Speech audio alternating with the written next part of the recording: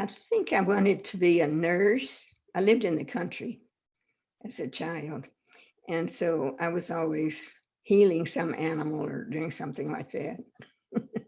And so I thought I wanted to be a nurse. I never thought I would teach.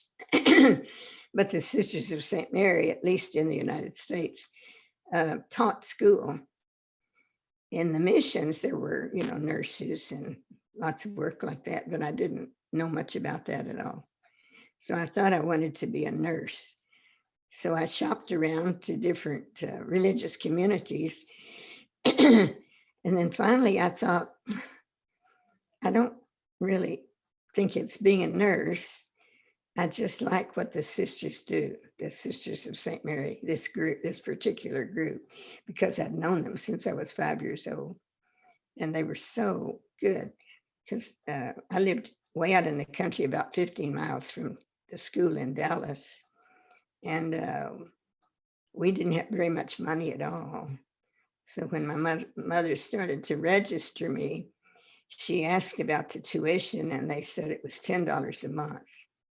$10 a month. That was humongous. And she said, "Oh, I'm sorry. Well, maybe when she's a little older, we'll try to save money." But the sisters were so nice. They said, "Well, wait a minute. You said you lived in the country. What about could you bring us eggs and milk?" And oh, my mother thought that was a great idea. So we paid the tuition every month with eggs and chickens. She would dress the chickens, and bring the chickens in. And but they were so kind. And I saw this all through life, all through school. It was in Dallas. And it didn't matter if you had a lot of money or if you were as poor as Job's turkey, that they made room for you. And so it was when I saw the sisters living, they were so kind and so attentive to people. And that's what I wanted to do, something like that. It wasn't a job. So I ended up teaching school. Whew.